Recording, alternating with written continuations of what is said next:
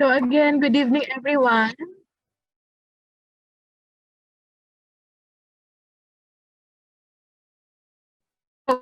Evening, ma'am. Good evening po. So kindly kung mag-open ang camera so I could see you po. Yan. So again po, we will be starting our discussion on time since we have ano po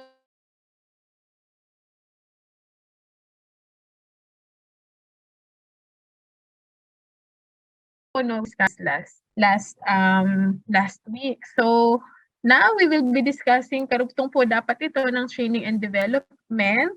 We will be discussing performance review and appraisal.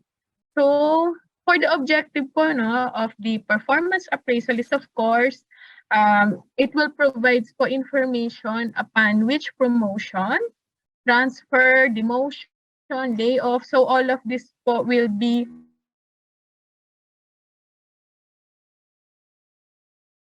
this pa po sa mga made, it could just justify reward po, discussion including merit increases, promotion, and other forms of reward. So kadugtong rin po ito ng other functions na didiscuss po natin later on. So it provides an opportunity for the supervisor, of course,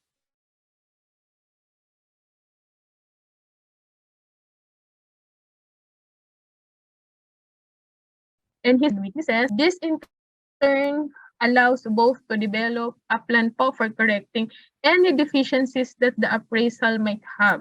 So ito pong ano no pag di-discuss po natin ng performance appraisal among the managers and the subordinates po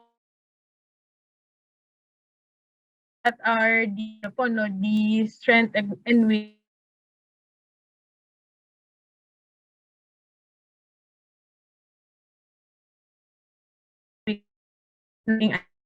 in identifying the needs. So as mentioned po, kadugtong po nung na-discuss natin last session. So yung mga training needs po, malalaman natin if what are the gaps kapag nagkakandak po tayo ng appraisal. Kaya kailangan po maganda yung guidelines natin, procedure when it comes po sa performance management system.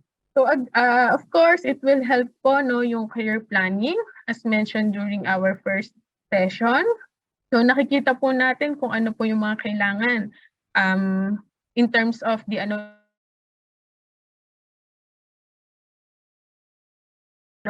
evidence or opportunity for career progression. Of course, it allows easy monitoring and supervision. Kung napag-uusapan po within your organization objectively. So that's the important po of performance appraisal system. It also helps evaluate the individual share relative to team contributions in achieving the organizational goals. Are you a team player? So yan po, dyan natin siya madi-discuss. And it provides din po information to evaluate effectiveness of selection and placement decision. So here are some of the objectives that a performance appraisal, if you have the performance appraisal system in your organization. So performance criteria. So dapat po relevant. So relevant performance dimension are determined by duties and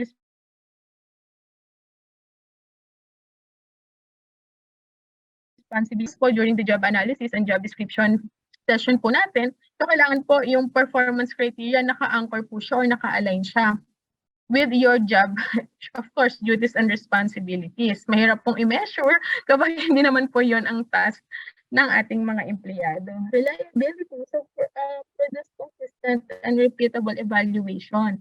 So it depends po sa organization. No? Minsan po meron tayong biannual performance appraisal, meron naman pong annually. In our case po, for our faculty professors po, we have per trimester. So, depende po sa design ng inyong organization. And then, dapat po consistent siya. And then, freedom from contamination. So, ano po bang ibig sabihin nito? So, hindi po dapat natin mini-measure yung performance ng ating mga empleyado if they are contaminated po by factors which includes po yung material shortage, poor equipment. So, hindi naman po kasalanan ng ating employee yon. So, dapat ito pong criteria na to is present po with your performance management system. So I will be sharing din po mga indicators or metrics na makaka-help po sa atin to measure the performance of our employees. So first po, pinakamadali sa lahat, the quantity. So the number of unit produced. Ilan po ba ang ang naset po natin sa ating target. So of course, we also have the quality, the percentage of work output that's done. Ilan po ba ang reject? Ilan po ang goods? Lalo na po kapag ang ating industry is more on the manufacturing services. So yan po, ilan po ba ang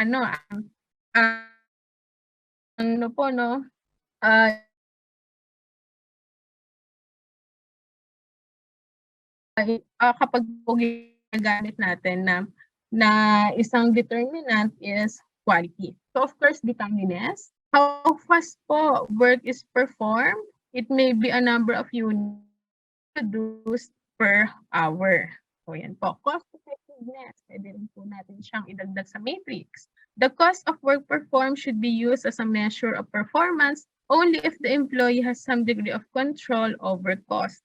Yung mga project po na ginagawa na may mga budgetary requirements and then mas nakakaano po tayo, no? Mas nagiging cost efficient, mas maraming savings. It could be a form of of measurement. And of course, ito po kitang-kita absenteeism and tardiness. So when you have your performance evaluation, nabibilang po natin 'yan. Ilan po. So when in creativity naman po, yung mga yung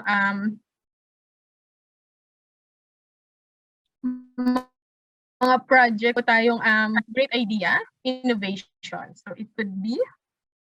And then adherence to the policy, of course.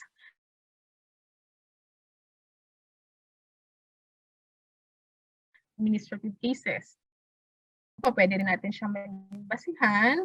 And then it could be part of your performance evaluation system, gossiping, and other personal habits. So meron pong mga ugali na laging concerned with with negative interaction with other departments or colleagues. And of course, if ever po sa inyo, I think sa inyo pong industry, importante rin po ito, personal appearance and grooming.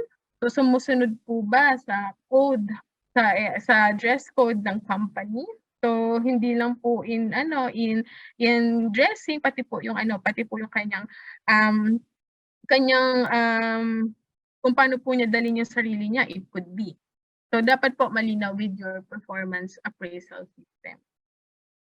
And then sino po ba who should evaluate performance? Of course po, usually managers and supervisors appraisal. So ito po madalas na present po sa mga industries, sa companies or organization. Self-appraisal, so I can share po with our organization, dito po nagsa-start yung performance evaluation system. So yung procedure po namin, magsa-self-rate po muna and then magkakaroon po ng conversation with the department head. So meron pong validation, documentation if needed. So ayun po, pag self-appraisal. Kapag naman subordinate appraisal, so it provides po a unique information because subordinates know better than anyone else or whether the leadership is good or bad. So ito po yung more on nagkakaroon din po ng feedback from the subordinates regarding po sa kanilang mga managers or supervisor or top management if ever na yun po yung presence sa organization. Your appraisal, so kapag po yung peer evaluation is pwede po din natin siyang kuning determinant sa holistic holistic evaluation of an empleyado, paano siya makasalamuha with his or her colleagues. Ito po, customer or suppliers. Next would be the customer or suppliers. Sino po ba ang customer natin? In our case po, we have our students. So kasama po sa performance evaluation ng aming mga teaching and minsan po ng teaching personnel din po yung aming mga clients or supplier maybe kung kanino nyo po sinusupply yung inyong yung inyong products. Pwede po natin silang bigyan ng pwede rin po maging part ng evaluation system natin.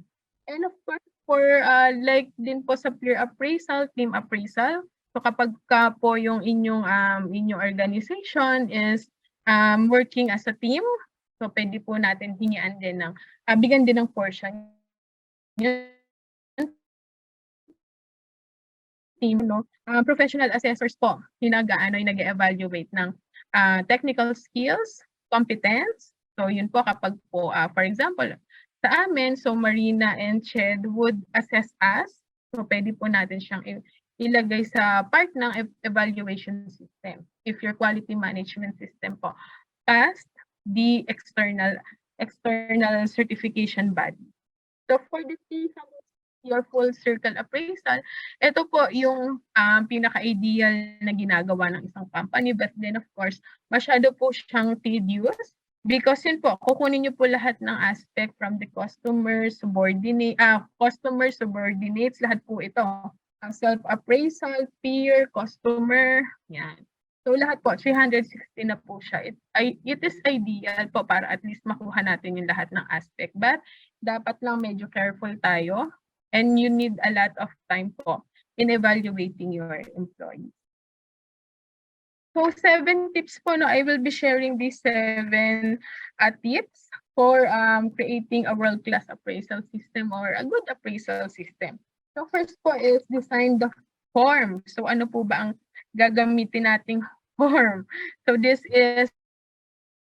form is like, we will highlight po dito, no?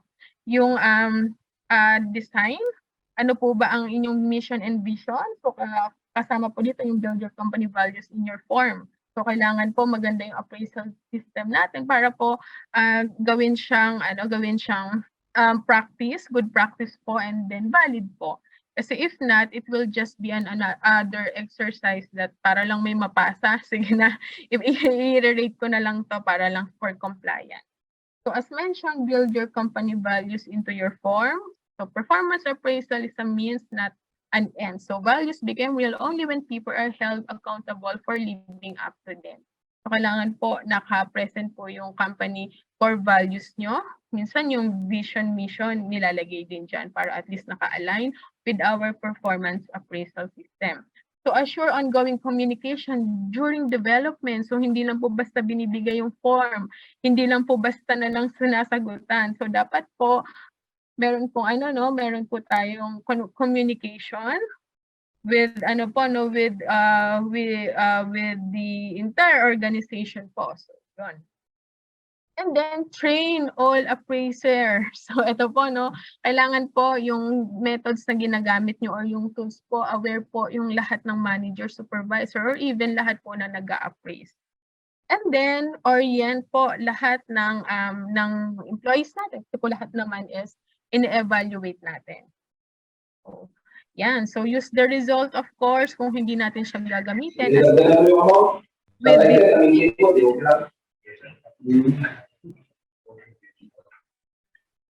So as mentioned po in the objectives, it could be done po with, it could be great help po with training and development, recruitment, ayan po, job specification, job evaluation.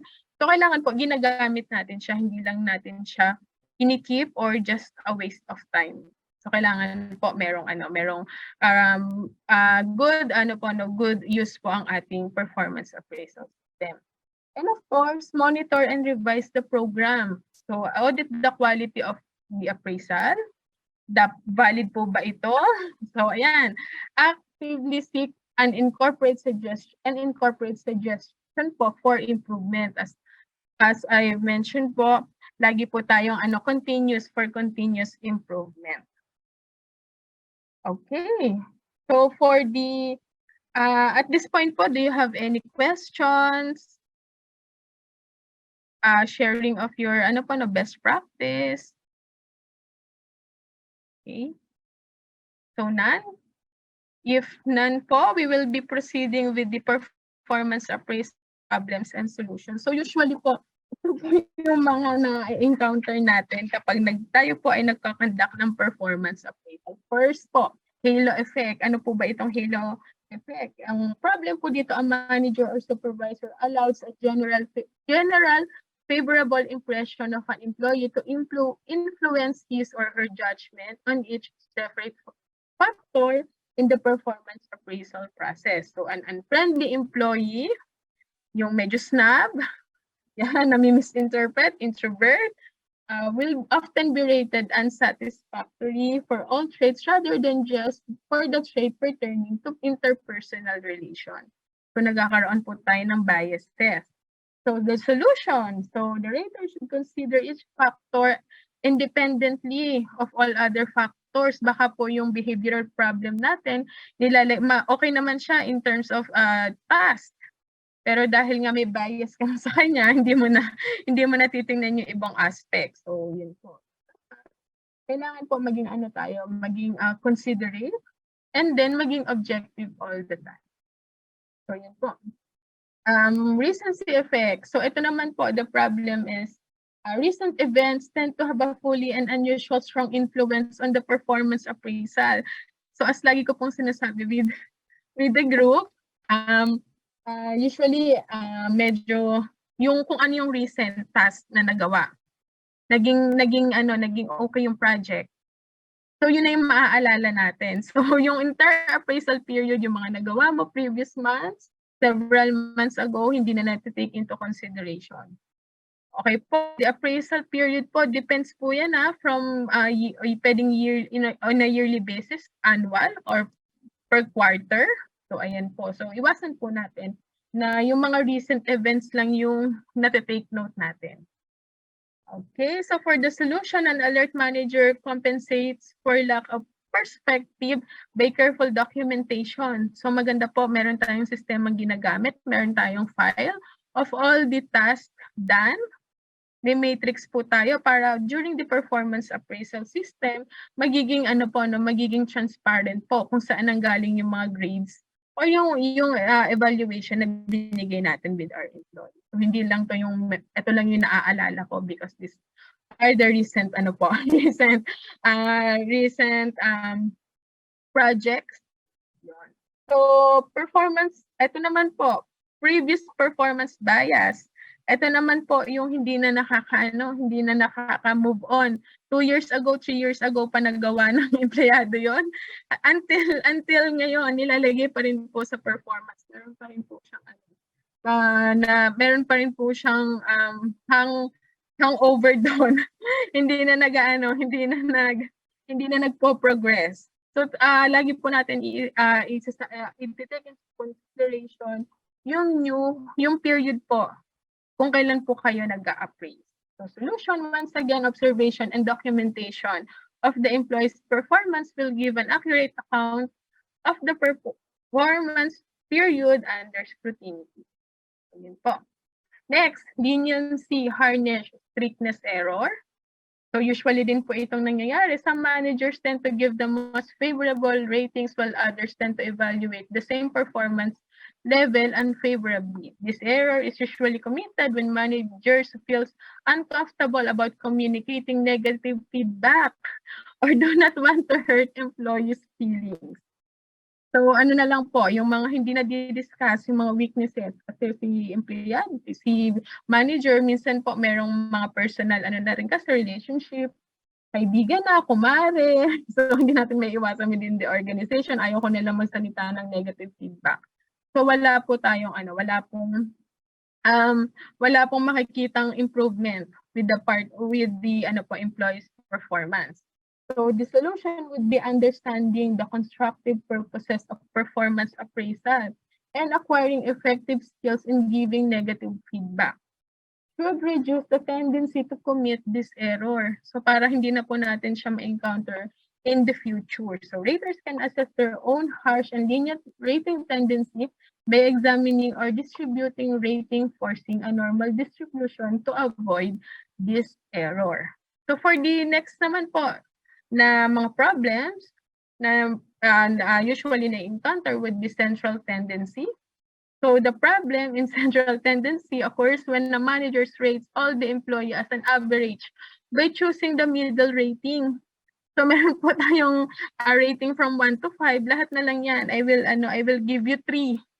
para ano lang, para mid lang. Hindi bagsak, hindi sobrang taas. So, yun po yung tendency natin, hindi din natin na-identify kung ano yung weaknesses or it could be strength of your employees. So ranking employees can avoid this error because all employees must be ranked and thus cannot be all be rated average. So walang magaling, so walang kailangan mag-strive harder. So yun po. Carelessness, so managers, next po, carelessness is managers make quick guess based on the first impression of an employee's performance. So basically yun. Kung ano na yung dati kong binibigay sa'yo, very satisfactory ka na throughout your employment, very satisfactory pa rin. So wala rin tayong point of view. Managers commit significant time observing staff member and forming judgment based on their observation. So major decisions are often based on performance rating. And ill-considered ratings will contribute to unreliable information and detract from organizational goals. So bias. So the problem, yun po, as mentioned din, bias, usual problem, individual differences among races, rates in terms of characteristic, age, race, sex, and religious and political affiliation. So ito po, very evident siya with the recent presidential election. So yun, nagkagulo-gulo na. Merong kakamping, meron naman din po BBM supporters. So hanggang sa performance appraisal, nagtatalo-talo. So yun po yung mga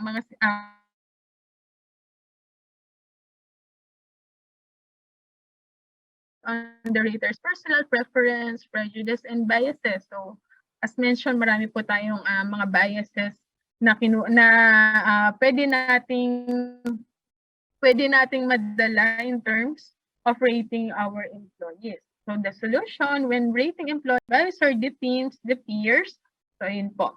So, careful evaluation, description, and documentation of actual performance on an ongoing bias reduce the tendency for bias by emphasizing job performance over a period of time. Okay, so yan po. Feedback or appraisal review. So ano po ba after the performance appraisal, so kailangan po nagkakaroon tayo ng feedback or dun mismo po, pinag-aaralan natin, tinatry natin i-reformulate for continuous improvement yung ating system. So this is an interview in which the supervisor and subordinates review the appraisal and make plans to remedy deficiencies and reinforce strength. So dito po, after nun, hindi lang basta tayo bigay ng performance evaluation with our employees, dapat po nagkakaroon tayo ng regular feedback. So after that, annual discussion of performance should include, so para po makita natin if okay po talaga yung performance management system natin, of course, review overall progress. So kapag po ba nagbibigay tayo ng mga negative feedback or areas for improvement, nagkakaroon po ba ng progress ang ating mga empleyado? So yun po, iti-take into consideration natin. Discussion of problems that were encountered. So importante po na ma-identify natin kung saan po tayo may lapses. Discussion of sources of ineffective performance.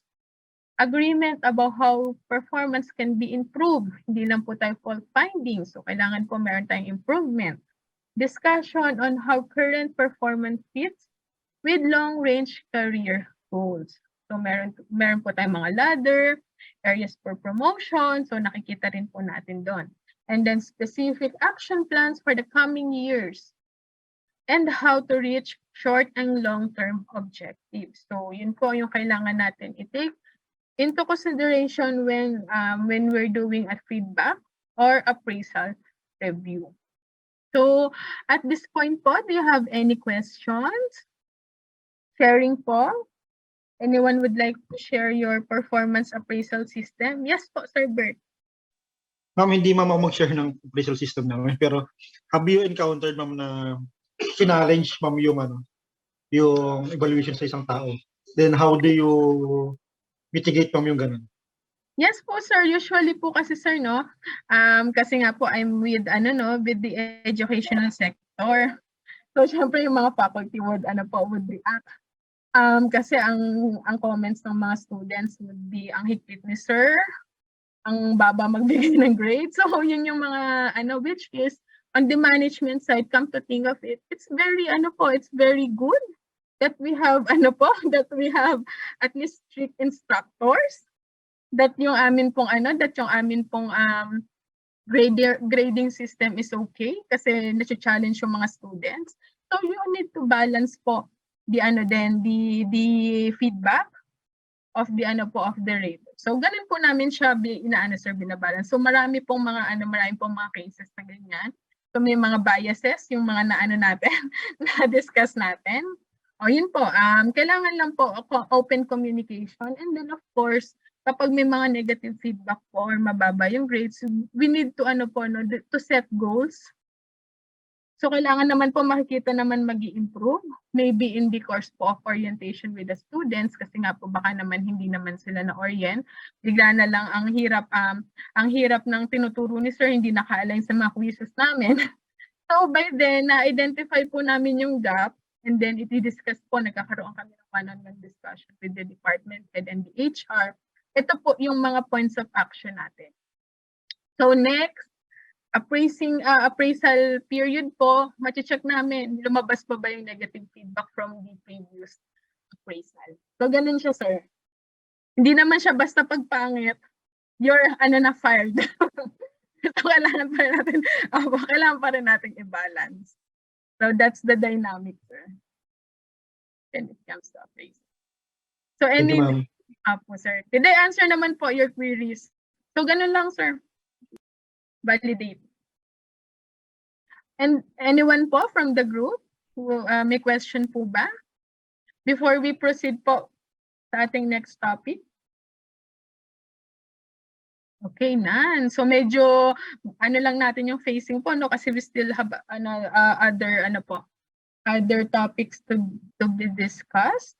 So changes in personal status. So ito po in the context po of private sector. During naman po my previous class naman is medyo parehas naman in terms with your with your organization. So what ano nga po ba yung changes? Paano nga po ba tayo nag-appoint or nagkakaroon ng changes in an organization in terms of personal status? So changes in employment status are bound to take place during the period of employment. So this is a continuous movement of employees. It could be a form po of promotion. Ito po yung gusto natin, the positive changes. Transfer, it could be a positive. Meron din pong minsan negative, negative, which is we will be also discussing demotion or separation of employees. This movement is the function of placement wherein the objective is to find or assign po the right person to the right job. So yung mga miss job placement po, so dito natin siya itatapon. So first, medyo magaang po would be the promotion.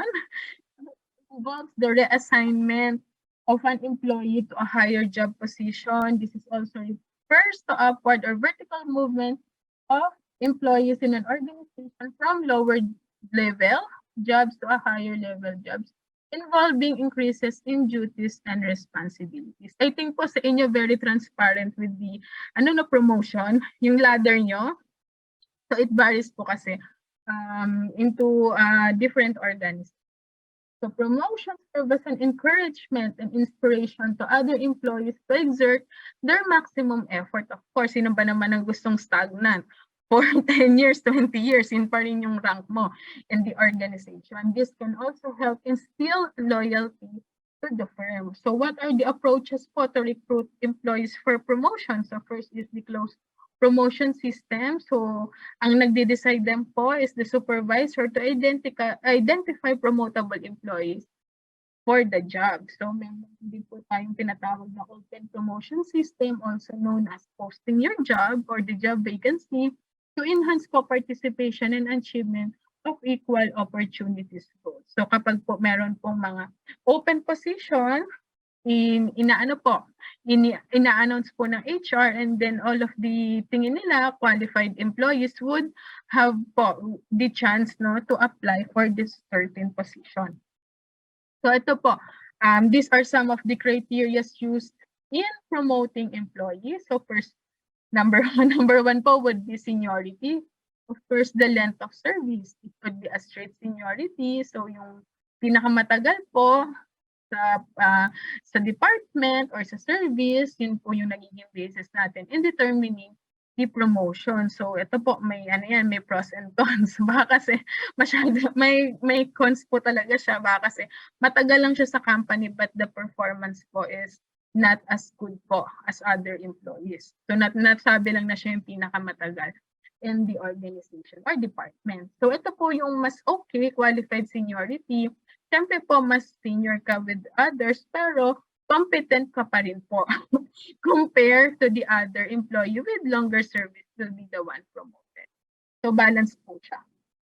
So pwede rin po na criteria nating gamitin would be current and past performance. So promotion is based on the previous job performance and evaluation.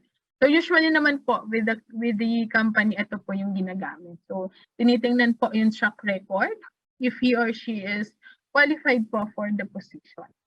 So ito po yung mga unofficial promotion criteria, pero aminin na natin, nagiging din siya basis in getting a promotion. So, for example, the personal characteristics, he or she can can communicate well with other departments,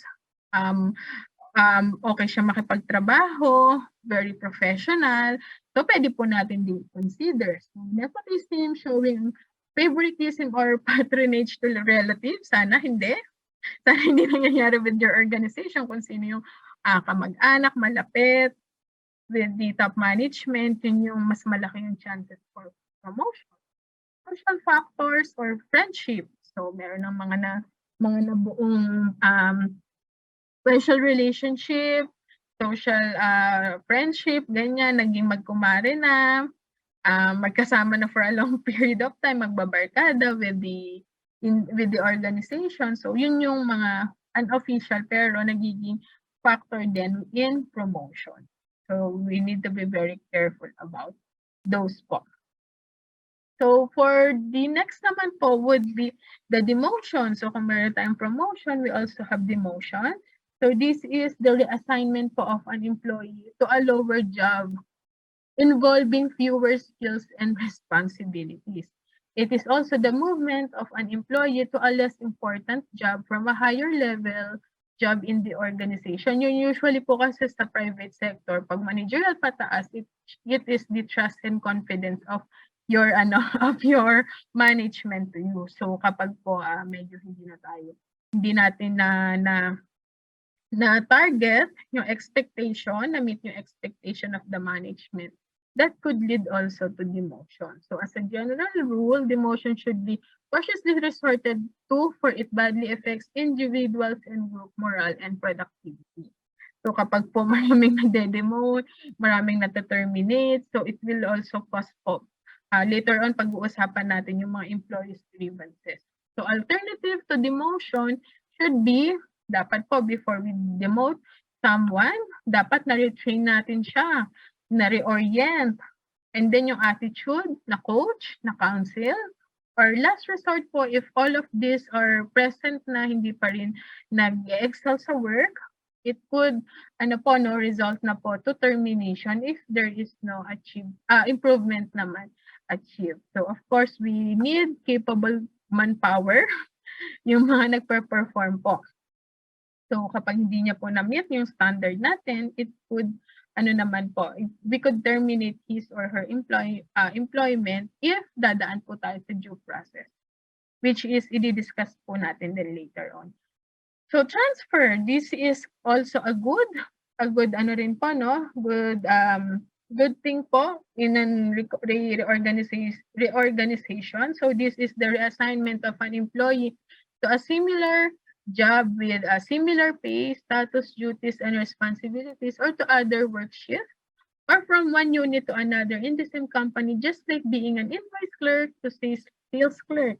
So nakitaan natin siya potential, may skills, may marketing, maganda ang marketing strategy. So pwedeng from the back office, pwede natin siyang ilagay sa sales. Yan. So baka doon siya mas nag-fit. That would be okay naman po. The right to transfer an employee is always a part of management inherent power or prerogative. Okay? So for the separation po, we have different kinds po of separation depending on whether the employee or the employer decides to terminate the employment relationship. So this governing law po is nakaano po siya no in the context of from the Department of Labor and Employment. So of course, andito po yung mga article, security of tenure. So ito yung ano natin kapag na-regular na yung empleyado natin. So dapat yung tenure, yung separation cause for separation niya is dadaan po sa due process. Pag-uusapan din po natin later on. So, determination of employer, syempre, meron po yung mga following ko, yung mga causes. So, mga valid causes po. Later on, i-discuss po natin siya thoroughly. Closure of establishment and reduction of personal layoffs. So, ito po, nagsasara, lumiliit po yung plantilla, may mga difficulty po, financial difficulty. Yan. Pwede po tayo mag-layoff. Basta po, directly communicated tayo with the Department of Labor and Employment. Next po is, this is as ground for determination. Meron pong mga sakit, hindi na po kaya magtrabaho. Yan po. So ito po, ano naman siya, kailangan meron tayong mga medical records to terminate po when terminating employee with sickness or health problem. So termination by employee, of course, this is the common. Wala po tayong problema if the employee resigns. And then, of course, the retirement. So ito po ang pinakamaganda sa inyo po, no? Sa government office, maganda ang inyong retirement plan. So yun po, ng mga napag-usapan ko po namin with the other class, yung retirement plan talaga is very attractive sa government sector. And just to add po, no, I will be also discussing po yung type of employment. So of course, we have contractual employees. So ito po yung mga employees po na hired as a temporary basis. So this is usually yung term or fixed period lang po and not a regular employees. Yun nga po. Kapag lang po tayo ay may mga additional manpower needs. So we opt po to hire contractual employees. For job service labor contracting po naman, so job or service contracting exists when a principal employers enter an agreement with a contractor or subcontractor for the latter to perform a job or service. So pwede rin po tayo mag-sort into job service tie-up po. So the contractor or subcontractor supplies the employees who will perform such particular job or service. The most common example of this engagement is a security agency. So po, to secure the premises of the company. So meron po kasing mga technical skills and meron po silang mga mga special yung mga security agency po natin, special permit. Yun po, pwede rin tayo mag-opt po. Labor contracting, on the other hand, refers to the situation where the principal employer concludes an agreement with a manpower agency for the supply of manpower. So ito po yung mga nagkakaroon ng service agreement with the manpower agency. So pwede rin po, the essential requisite of a valid labor contracting are such contractor must be engaged in a business supplying manpower. So meron pong mga permits. And then meron po silang roster of employees na syempre po trained dun po sa service na po natin, no? Service agreement po natin. So he or she, the company must have substantial capital. So for the type of employment, so ito po yung mga type of employment dito sa Pilipinas. So first po is of course the regular employment.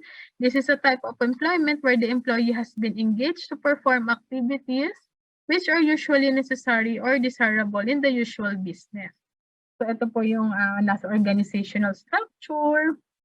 And then plantilla are open kasi po yung services is kailangan po. Yung job, during the job analysis po na identify na essential for a regular post.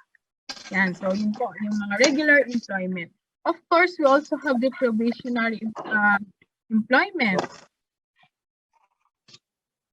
So for the probationary employment, of course, alam niyo na po ito, this is employment of period not more than 6 months. Kasi kapag po lumagpas na tayo ng 6 months, could be the employees is automatically be regularized.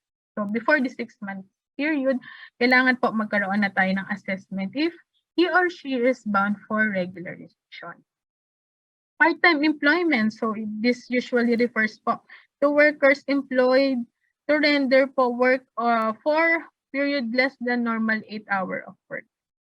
So usually po yan mga teachers, part-time teachers, sa mga ano po no, sa mga services, sales services, part-time lang po sila doon, mas specific lang po yung ano nila, working hours. Okay, so for commission paid naman po, employment is when workers are paid po depending on the income they brought po in their employer. So commission based. So they earn a percentage of income they derive for their employer. So nagbe-base lang po kung magkano po ang naipasok sa company. For the next type of employment would be the casual employment. So happens when employees are hired for a particular period or season. So usually po ito sa mga mall po natin during the holiday season. So kapag mas mataas po yung demand ng customers, yun din po nagko-conduct po, nagre-reserve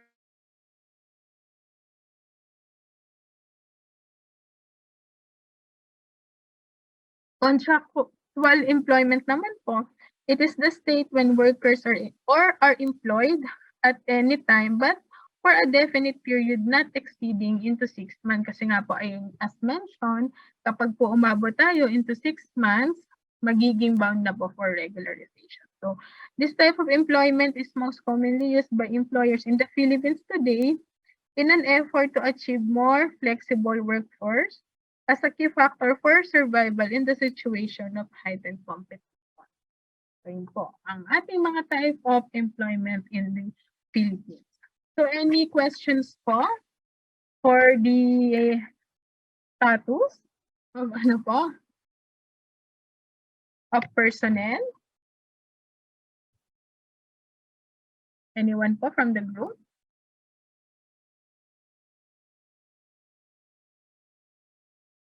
Okay. So we will be, if not po, no, may nag-share po ba ng inyong experience?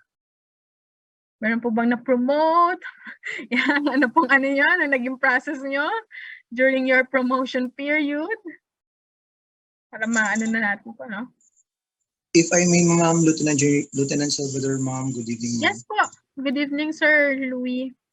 Yes, ma'am. Ma'am, I just want to ask, Ma'am, if you're gonna discuss, Ma'am, yung regarding po sa mga time in grade, ano Ma'am yung salary grade, Ma'am? Is that included in your Sir, after this po, we will be discussing about compensation, benefits, yan. Kasi Employee relations. Personally, Ma'am, doon po ako doon ako na nako-confuse yung mga salary grade ng mga like civilian employees at the same time. mga private firm, Ma'am, na ano ko. Yes, Ma'am. Thank you, Ma'am. Okay, sir. We will be discussing, sir, later po sa compensation. And yung mga determinants, sir. Yan, meron tayong mga example. Uy, congratulations daw sa'yo, Sir Louie. Kaka-promote lang, ma'am. Tapos si Sir Will, nagtanong siya how to remove long-serving but poor performing regular employee. Sir, it depends po sa inyong system na ginagamit, performance management system. So in my experience, sir, so dapat po lumalabas sa ating evaluation na hindi na po perform. And then po, katulad po ng diniscuss ko kanina, kailangan po meron tayong checking. Meron po tayong meron po tayong ample of time, bigyan po natin siya ng time frame para po makita natin yung progress niya. If not po, gawa na po natin siya ng documentation that, and then meron po tayong due process for that. We will be discussing later on din po. So ang kailangan lang po talaga strong evidence that he or she is not performing. Ano po yun? Unable to pass po yung ating mga reports. Kapag po yung quality of work, hindi na siya acceptable. Yun pong mga ganon. So kailangan po documentation lang, and then of course a strong policy that. So ilan po ba, ilang evaluation period po ba kailangan niyang ma-meet para po hindi natin siya ma-filean ng ng gross inefficiency. So ganun po, Sir Will.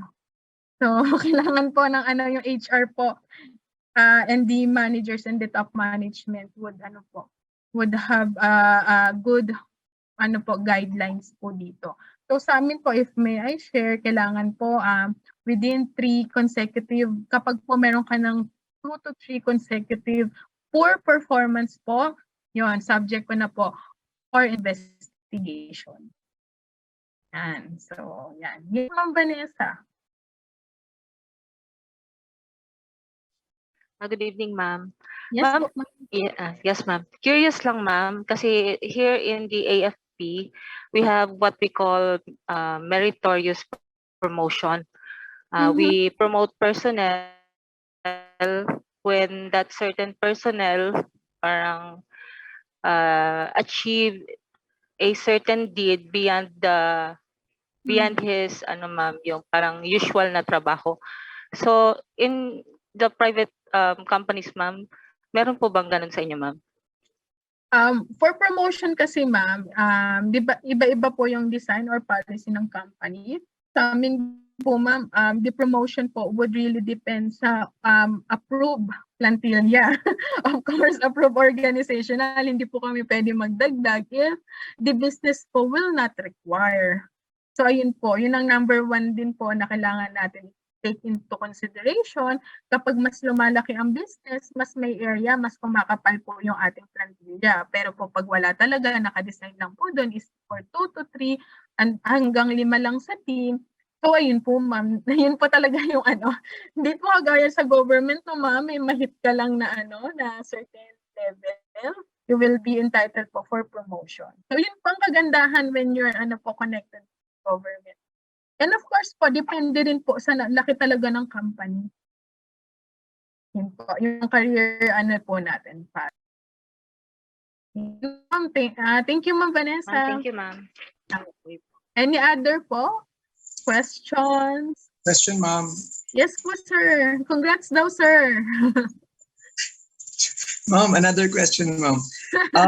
Diyan ba sa private firm, ma'am, meron ba kayo, ma'am, committee? Like, for example, paano siya ma-demote? Meron ba kayo ganun? Like, sa amin kasi, ma'am, deliberate siya, ma'am. Yes, for sir. example, hindi lang siya basta sa ma'am na Yes. agad na face-to-face na i-demote mo siya, parang ganun. Hindi rin Meron ba po, kayo sir. Hindi rin po basta yung sir, dadaan tayo sa due process. So later on, i-discuss din natin yun, Sir Louie. So kaya dito po sa atin, meron po tayong mga committee. Meron pong administrative committee. So magsusulat po sila ng recommendation to the president. And then of course po, i-review po yan ng legal team. If that is feasible. Ayun, sir, din yan, sir, hindi siya basta-basta snap, demoted. So ganun, sir. May documentation requirement siya. And of course, dapat marinig din, sir, yung side ng employee. Dagang salamat, ma'am. Thank you. Welcome, sir. So we will be discussing yung more of sa mga tanong nyo here po sa ating Okay, so ito na po yung ating last Last topics to be discussed, the compensation, employee benefits and services, basic labor law po, employee relations and discipline, and of course, magtatapos po tayo sa employee morale and motivation. Discuss po natin from start and to end po ng ating function sa human resource management. From your job analysis, recruitment and selection, we have po training and development, performance appraisal, changes in personal status. Ngayon naman po, we will be discussing, of course, the compensation. I think ito talaga yung pinaka-importante para sa ating lahat. So, bakit tayo nagtatrabaho for this po, no? So, for the objective of compensation, this topic, objective of compensation, bakit nga ba? Determining pay rates. So, yun yung tanong kanina ni Sir Louis, different forms of compensation. First of course, what are compensation? Compensation is a set of rewards that organization provides to individuals in return for their willingness to perform various jobs and tasks within the organization. So it includes all forms of financial returns and tangible services and benefits employees receive as part of an employment relationship. So it also includes various elements such as base salary, incentives, bonuses, benefits, and the other rewards. So the objective of compensation is to create a system of rewards that is equitable to the employer and to employee alike. So basically, ito po, kapag ka nag-job offer tayo, nag-meet po yung expectation with the company. That is attracted to work and motivated to do a good job for the employer. So, just to make the compensation policy more effective. So compensation should be, of course, number one, adequate to meet the needs of the employees and to acquire and retain qualified personnel. So we are adherents po with the legal regulations. Mas maganda po, you are best in the industry. So kayo po yung best in panid po, no, with good employee package. So equitable, so each person should be paid fairly in line with his or her efforts, ability, and training. Three, it should be balanced. So pay benefits and other rewards should provide a reasonable total reward package. Cost effective. So taking into consideration the company's ability to pay. So yun po, yung risk appetite ng ating company, yung ating kung manpower operational cost. So, dapat po align din siya sa profit ng company or else ganun din po magiging unsuccessful din po yung business. If ever na mas malaki pa yung pasahod, yung operational expenses kesa dun sa profit po. Secure. So pay should be enough to help an employee feel secure and of course satisfy the basic needs. And then of course, incentive providing, pay should motivate effective and productive work, reward desired behavior. So magbigay po tayo ng mga incentive if kaya ni company. Of course, applicable to the employee. So the employee should understand that pay system being followed by the company and should feel that is reasonable naman dun sa organization din.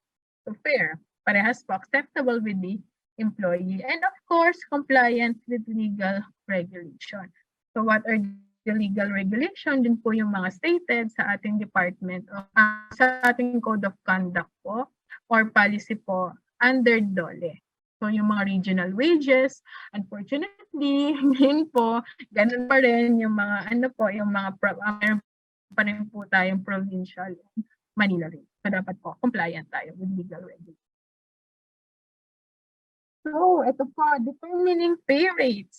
So, in determining pay rates po, most wage and salary system is publish a pay ranges for certain job-based on a relative worth of the job to the organization. So an employee's performance on the same job should then determine po where the type of employee pay falls within the job range.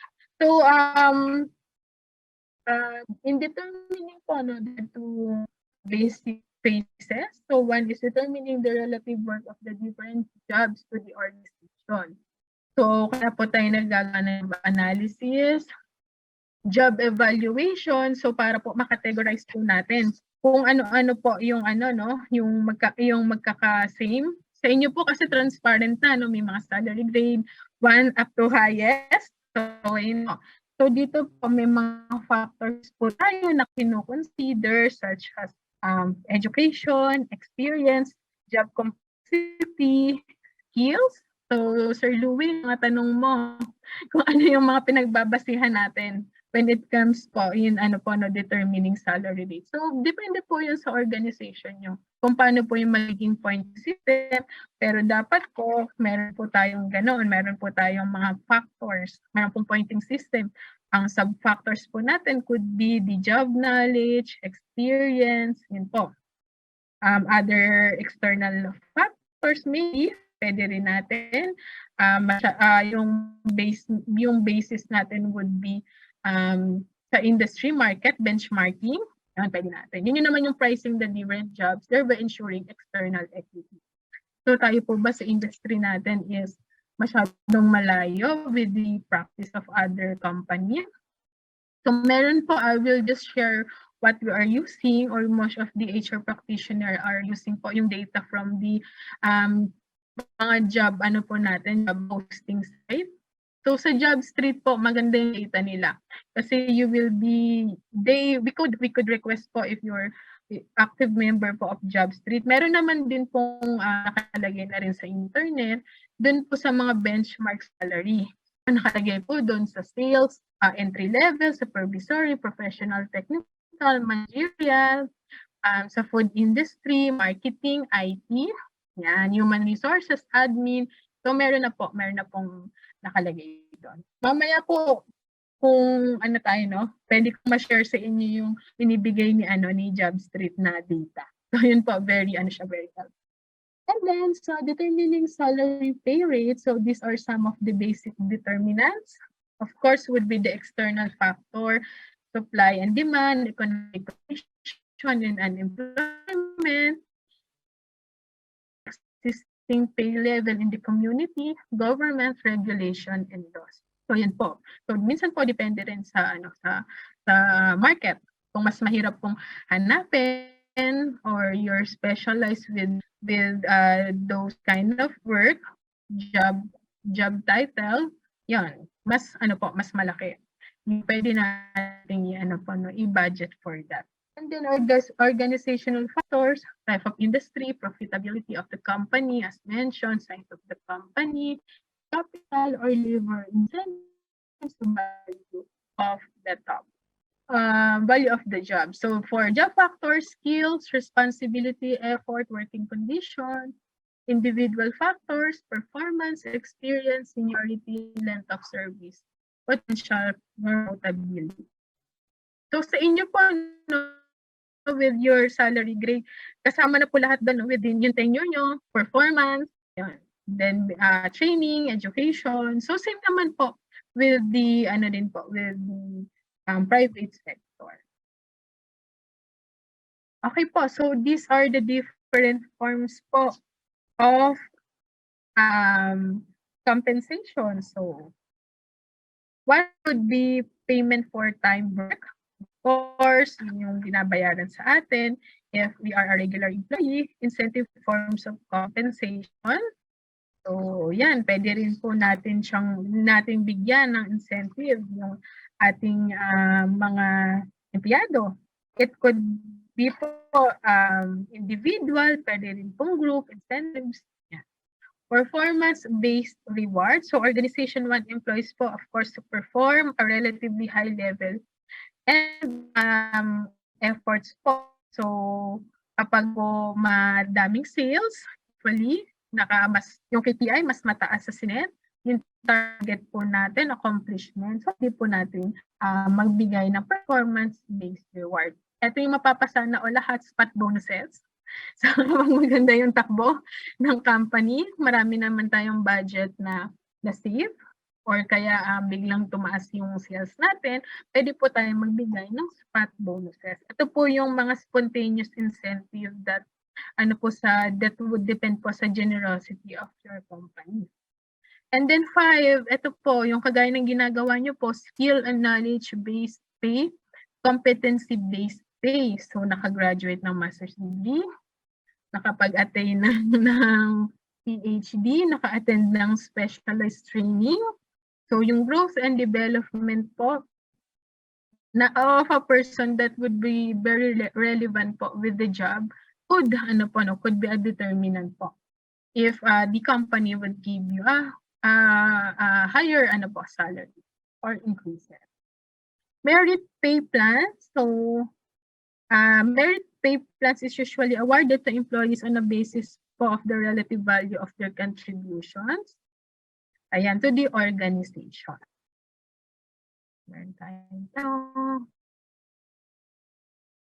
Okay, so yung maganda lang ni ma'am. Ma'am, what is the role po ng human resource personnel in determining pay rates, ma'am? Do we recommend, ma'am, the subject to the approval of the management?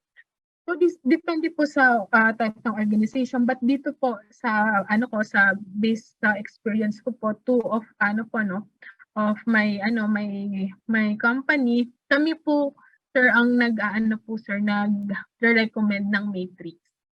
So saan po namin kinukuha sir ang data? It could be internal, external. And then po yun po i-consult po natin siya sa ating finance if that is feasible. And then for approval po ng president until up to the board of trustees. So yun po siya, ma'am. So kami po ang ang taga-sulat. That's the right po, taga-sulat. And then po kami rin po yung nag-gather ng data, mag-in managers, buyers, gaano hawak ba, complex. Yun pong na mga nagbanggit ko kanina, complexity po, responsibility, job. Kung nagawa namin yung salary for the pero pag hindi po kami ang nag-recommend usually kung sino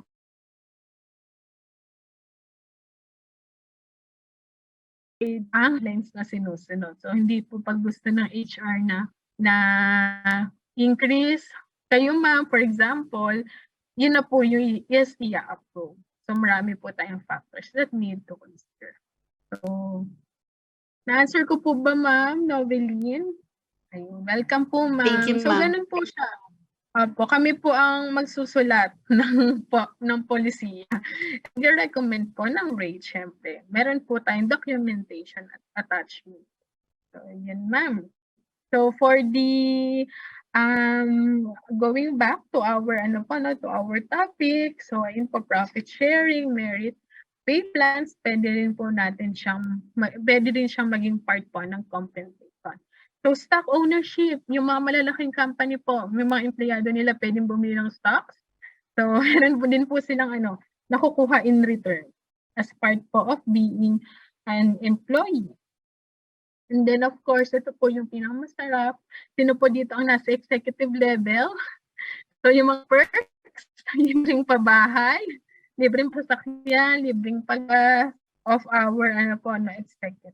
So, mga po yan. So, depende sa generosity of your company. And then for the employees' benefits and services, so kadugtong din po siya ng ng ating discussion. So indirect financial compensation is called benefits and services. So it is represent an important part of about every employee's pay. So benefits are generally available to all the firms and include such things as time off with pay, health and life insurance, and retirement funds. So tax advantage of benefits. So sa government po ba, do you follow certain tax trail or tax-free. Meron rin po. Lahat po, lahat naman tayo. Ano. So ano rin po, no? Meron din po kayong sinusundan na tax matrix. So yun po, so tax advantage of benefits. So mga non-taxable benefits po under the code would be yung mga 13-month pay, mga compensation for sickness or injury, allowances and benefits given for the convenience of the employer. Yan po. So yan yung mga binibigay po sa atin. And of course, employees allowance. So it could be non-taxable. They come in different forms po, like clothing allowances, transportation allowances. So yung ibang company, punong-puno ng mga allowances. Health insurance, of course, pwede rin po. Yan po, yung mga discretion na I will be sharing din po later. The mandatory employee legal or legally required. So lahat po ng company dapat mag-adhere. Ito po yung mga benefits na dapat meron po ang isang empleyado. One would be the SSS. Social Security System involves maternity leave, retirement benefit, disability. Sa inyo po, GSIS. I think po pwede na rin kayo maging member ng SSS. So meron na rin po yung mga plan na share po ng mga ng previous class. So maganda po, at least meron kayong GSIS, and if you're I would highly suggest if kaya po maging member ng SSS. And then meron din pong pag-ibig, yung Home Development Fund, kailangan po mandatory, PhilHealth, employees compensation, 13-month pay, service incentive leave. So sa batas po natin, under labor code, meron na po tayong required na 5 incentive leaves in a whole year. Pero po yung mga company po pagandahan na ng employee package. So usually po 15 days sick leave, 15 days vacation leave, and then meron pa pong mga emergency leave. And then of course the paternity leave under the SSS. Meal and rest period. So dapat po meron po tayong at least 1 hour meal rest, and at least 15 minutes in the morning and 15 minutes po in the afternoon. So yun po yung sinasabi ng batas natin. And then of course, right to holiday and pay under Article 1994 of the Labor Code. So yung mga payment po during holiday. Sa inyo po ba may payment holiday? Premium? Premium pay din po ba? Ayun na po ang ina-expect ko kasi from my previous class, ma'am, para sa bayan. Para lang po sa sa private sector. But yeah, yun po. Para daw po talaga sa bayan. Pero po in the private sector, dapat po mabibigyan natin ng premium payment and of course, night differential. If magtatrabaho po ng gabi. Ito naman po, benefits given because of the management generosity. Sabi nila, sana all naka-receive. So first po would be holiday, Christmas bonus, 14-month pay, kung ano-ano na pong pay na pwedeng ibigay sa ating mga empleyado. Okay po. And then merit po, merit review bonus. So yan, during June, May, mid-year.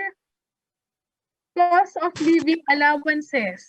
So meron din pong binibigay ng mga perks na ganyan, lalo na if ma-assign po tayo into other place, pwede rin pong magbigay ng additional cost of living allowance. Depende po sa generosity ng company, sick leave, emergency or bereavement leave. So ito po, birthday leave. Meron po ba kayo? Birthday leave? So sa ibang company, wala daw, sabi ni Sir Christian. So sa ibang company, na rin yan. Ito po, depende, ma'am. Ayun, depende sa depende sa organization. So healthcare in HMO po. So ito naman yung malaking factor na kino-consider po ng ating mga ating mga applicants. So if I may share po dito sa amin, so as a private sector po, lahat po ng dependents namin is covered po ng HMO. So wala pong binabayaran si employee, si company po lahat ng shoulder. Yun talaga yung iniin namin to have a good HMO. Kahit po 10 ang anak ng empleyado, kahit 12. So lahat po yun is covered ng ng HMO po. So without additional payment from the employee. So yun yung isa sa maganda namin. Group life insurance. So magbabayad din po ang mga company or kami rin po on our part ng premium pay for our insurance. So kung ano man pong mangyari sa ating empleyado, it's either wag naman, natural death or accident, may iwan po sa family.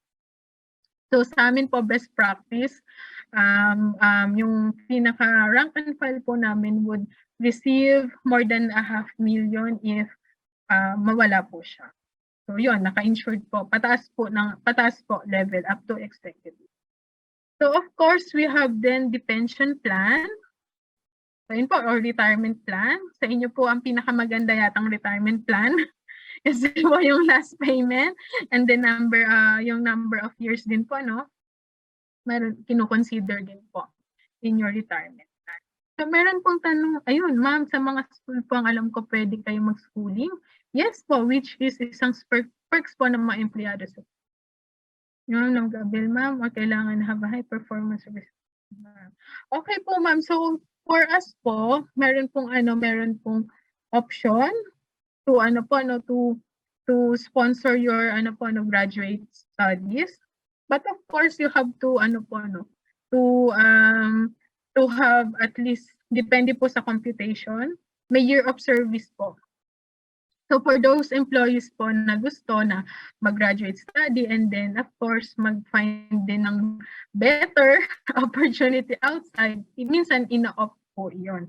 And dinidisregard po para at least meron kang liberty if ever na you want to transfer. Pero po sa other school like Lasal po, meron din po silang mga scholarship pati po sa mga anak.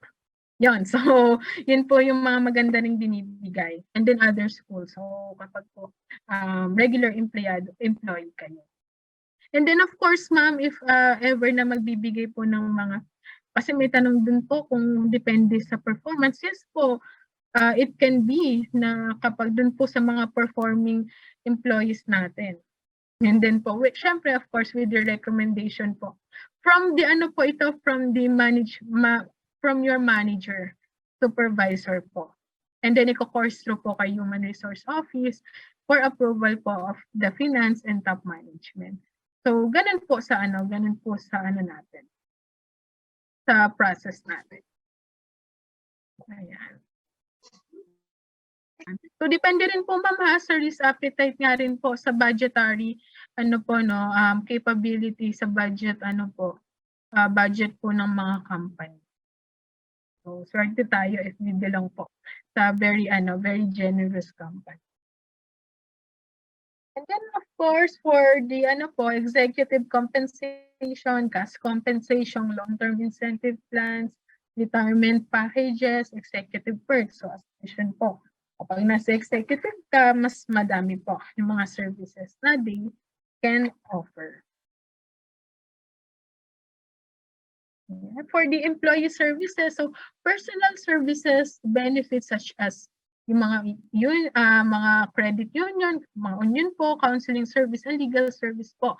Pwede rin po natin ma-avail yan. So sa amin po, during the pandemic, yung po namin, yung mga services po namin like mga mental health, counseling office, yan, open din po. Kapag may mga tanong din po, legal, pwede rin po tayo mag-seek ng mga advices. So job-related services, benefits, ito po such as uniforms, yan po hindi po pinapabayaran dapat sa empleyado ang uniforms.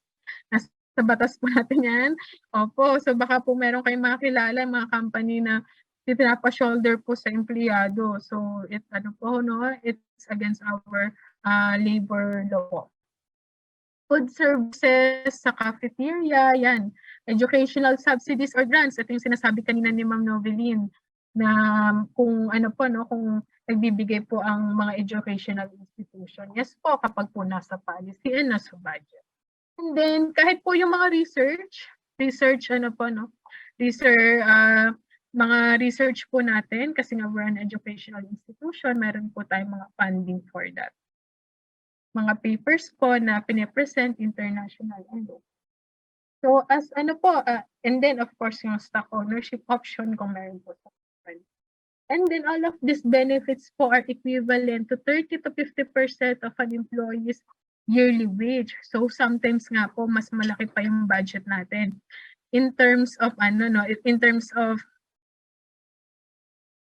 hindi po ba binabawas sa sahod ang uniform, ma'am?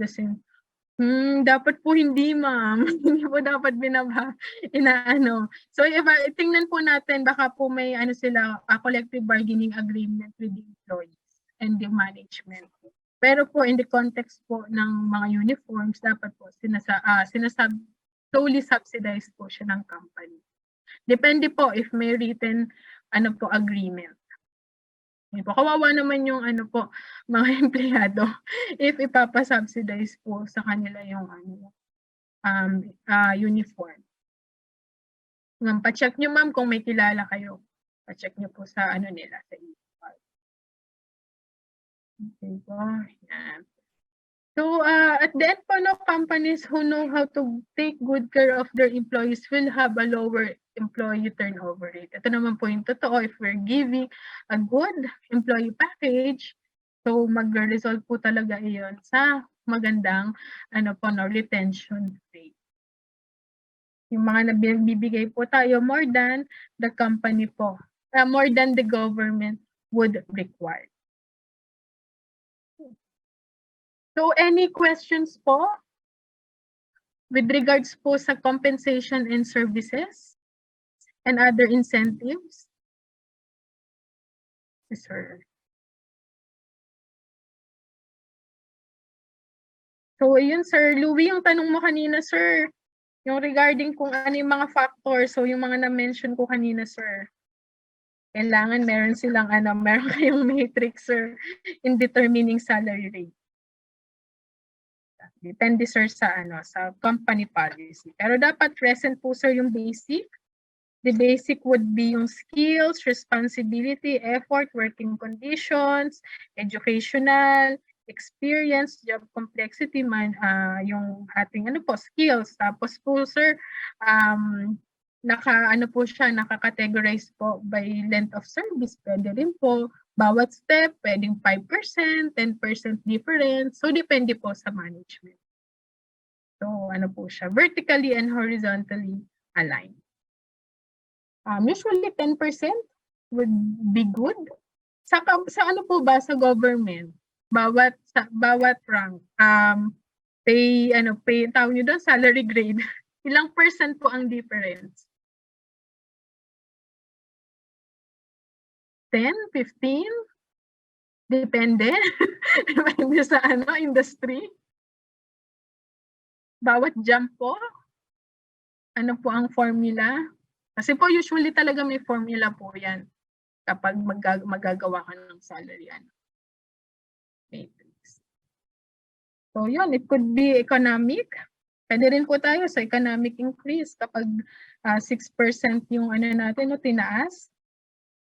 Pwede rin tayo magbigay ng 5%, 6% salary increases based on their basic pay. Before tayo mag-proceed sa basic labor law affecting employee-employer relationship, compensation,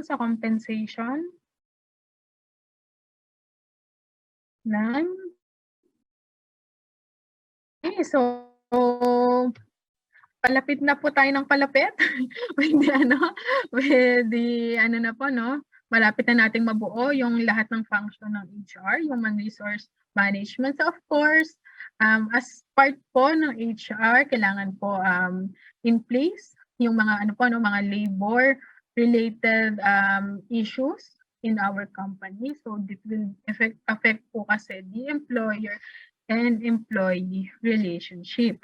So for the labor law for leaders sa inyo po, sa mga managers.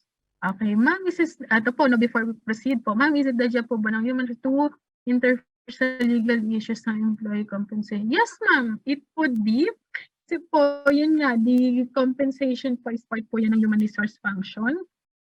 So, dapat po yung HR personnel niyo po together with the management would have yung knowledge po in terms of mga legal disputes po sa compensation. So, hindi po pwede yung naibigay na natin na salary, bababaan po natin siya, yung basic pay natin. Mga ganun po, ma'am. So, pwede po sa mga legal issues. Actually po sa atin po unang lalapit, ma'am, ang ating mga empleyado.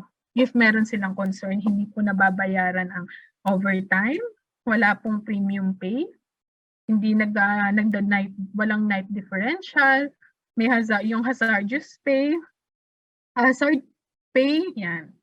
So, and then po, since ang payroll din po is part of HR. So, yun po pwede. Yung mga managers na hindi ina-approve ang overtime. Yung mga minsan na mga po natin issues. With the ma'am. So ito po, kaya po, ito din, i-discuss natin siya, no? There is a need po for leaders of the organization to get a solid background and knowledge of employment and collective labor law. So kailangan po knowledgeable ang ating mga managers and how to use labor law po in their daily handling of employment matters. Kasi nga po, in a day-to-day basis, sila po ang nakakasalamuha ng ating mga employees. So, there is a need for them to find their way po through the maze of legal rules because labor law forms an inseparable part of the industrial relation.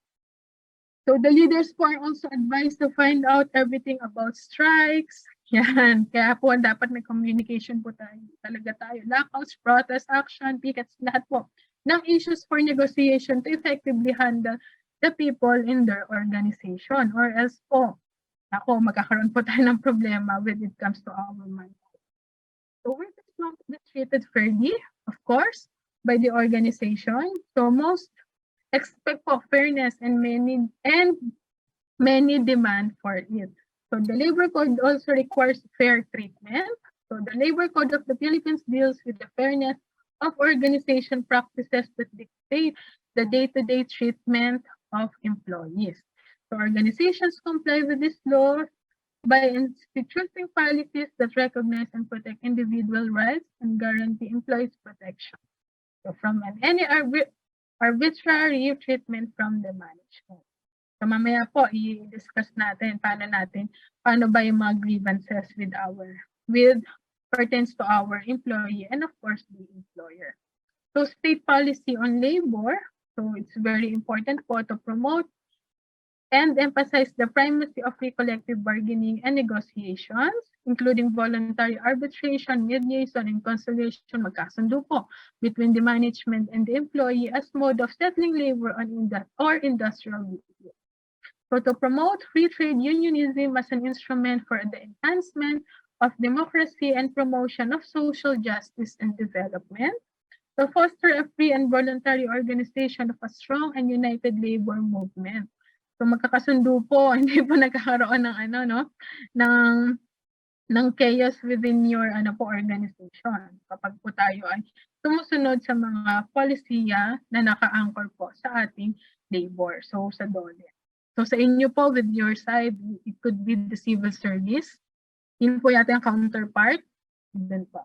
And then to provide an adequate administrative machinery for the expenditure settlement of labor and industrial disputes. So more on being nag-reconcile po tayo if there are any issue. So to ensure a participation of workers in decision and policy-making processes affect the rights, duties, and welfare. So ano po ba basic rights? So what are the basic rights of our employees? First, equal work opportunities for all. So lahat po nabibigyan ng pagkakataon, magtrabaho ng maayos, with dignity. Secure tenure. So meron pong may sense po of security. Hindi po basta-basta tinatanggal sa trabaho. So every employee shall be assured security of tenure. No employee can be dismissed from work except for a just or authorized cause and only after due process. So lagi po natin tatandaan due process. I think same with the government po. Kailangan po talaga natin dumaan sa due process. So just, ito po yung may nagtanong kanina, yung mga hindi na po nagpe-perform. So these are some of the wrongdoings po committed by an employee that could, result po into terminating of your employment. Po is serious misconduct. So it will be defined po sa inyong manual, sa inyong employees manual and ethics. So hindi na po, may mga misconduct na po tayo. Willful disobedience of employers' lawful orders connected with work. So hindi na po, ineffective na, hindi na po na-deliver lahat po ng mga key responsibility. And then gross and habitual neglect of perform, hindi na po mapasok. Lagi ng late. Yan. Fraud or willful breach of trust. It could be do you have attain certain years? Sir, so usually po sa private sector, 6 months po, regularization. So yun na po yung tenurity, sir. After 6 months na regularize ka, you will be entitled na po.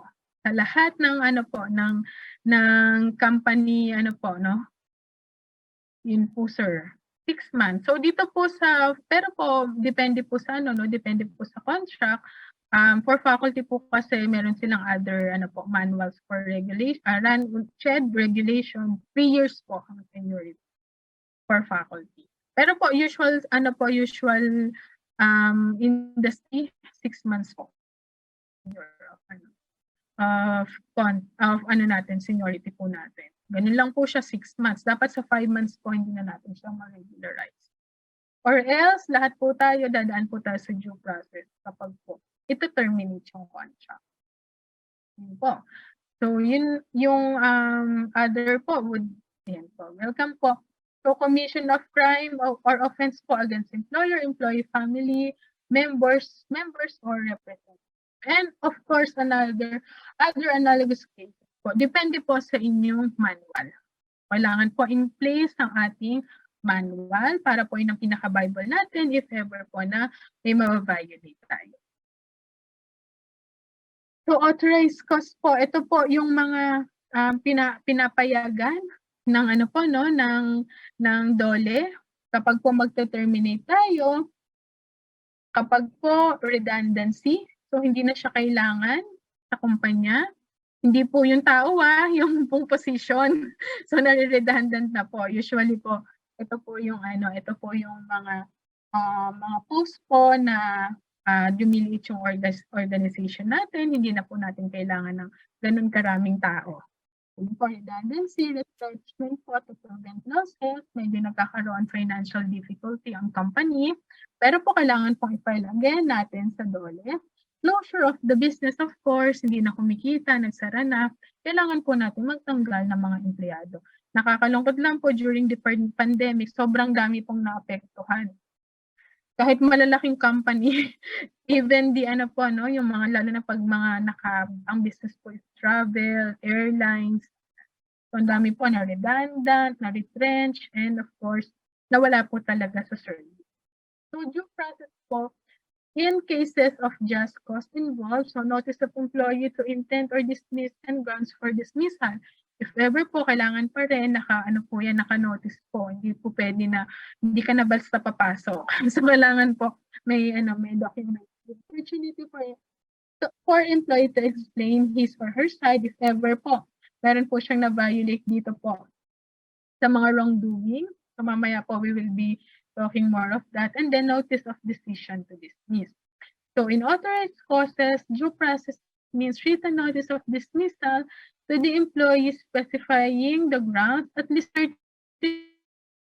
So, kailangan po meron tayong ample of time para po at least kung mag-a-appeal po si empleyado, ma-cater po natin. Hindi po siya the next day, you're not going to to report for work na kasi you're terminated. 30 days po, at least. So, ito po, the inability of a probationary employee to meet employer's prescribed standard of performance made known to him and her at the time of hiring is also adjust. So, yun nga po yung tinatawag natin na probationary contract hanggang 6 months. So, kailangan po makommunicate mabuti sa empleyado. Meron pong performance system para po maiwasan po natin yung mga legal. Okay, so basic right po, work days as mentioned and work hours. So at least po weekly rest days. Sa inyo po ba uso ito? kasi sa private sector, kailangan po may 1 day. At least meron pong tayong 1 day. Okay. Wage and wage-related benefits. So of course, lahat po is nakakatanggap ng minimum, at least minimum pay. So nakalagay naman po yan, transparent naman po yung ating minimum wage sa DOLE. And then other wage-related benefits, yun po yung ating mga contribution. Kailangan po. Employment of women, so yun po, very na po yan ngayon. Very evident na po na kailangan may equal opportunity po para sa mga kababaihan. And then employment of children, hindi po dapat tayo mag-constitute po sa pag-hire ng mga bata with 16 years old can be, but po with parental consent. So ito po ay may mga, usually ito po may mga part-time jobs while studying. So it's very important po to have parental. So kapag wala po and then below 16, hindi po dapat tayo nag-hire po ng mga bata. So for the employee relations and employee discipline, so okay po, the objective is just to simply po to provide po an atmosphere po in which all employees can perform their jobs to the best of their abilities. So ito po yung mga pagdidisiplina natin sa ating mga empleyado. So yan po yung natin, pag-uusapan natin. So the goal of discipline is to correct misconduct and modify unacceptable behavior rather than to punish an employee. So discipline, if imposed, should be progressive, beginning with the minimum discipline necessary to correct the offense. In addition, penalties should be reasonably consistent with those imposed to other employees for similar offenses. So yun nga po, talagang kailangan maganda po ang ating employees manual para po masusunod po talaga natin yung mga policies, procedure, hindi po tayo mag-violate. Pero po may mga ilang violation that could constitute po agad into termination your employment. So yun po. So discipline is something for prevention po, ito yung mga ilan sa mga preventive ways to to prevent employees misconduct. So of course, discipline is something that can be only imposed after an act of misconduct has already occurred. So but managers and supervisors can use this strategy to prevent misconduct before po it happens. So dito, nilagay ko po yung mga iba't ibang examples in which supervisor may be able to prevent employee problems. So kayo po mga managers, number 1, setting an example by their own conduct, maintaining a high professional and ethical standard as a leader of the organization. Very self-explanatory, sabi ko nga po previously, kung sa managers po may problema tayo, asahan niyo po hanggang sa pinaka habang po or ganito po. Set an example. So kayo po ang maging model for them. Then providing a high quality work environment that is conducive to innovation and increased productivity. Lagi po tayong open for innovation. Establishing and communicating clear guidelines. Objective, understandable, obtainable, and measurable performance standard. As mentioned po kanina sa performance appraisal natin, dapat na may measure po yung performance and standard and nagko-communicate po siya clearly to our employees. So of course, monitors performance and giving frequent feedback. So ito rin yung masasagot din lahat natin, promotability, demotion, transfer, through monitoring of performance. And of course, holding employees accountable for result and recognizing and rewarding good performance, providing opportunities for individual growth and development through trainings and seminars. Coaching, sa training po, no, as mentioned, hindi lang siya sa classroom setting, hindi lang siya seminars, training, it could be a form po of coaching, counseling, mentoring. So yan, bigyan po natin yung ating mga empleyado para ano ta po ito, prevention na. Prevention is better than cure nga po. So addressing employees conduct problems. So here are some of the example. Number 1 po, no, kung paano natin siya i-address. Number 1, discuss any misconduct or performance problem directly with the employee. So iwasan po natin na yung problem, dinidiscuss natin with other employees na which is not involved naman po with the issue. So it will create lang po gravity. And then carefully listen po and consider what the employee has to say.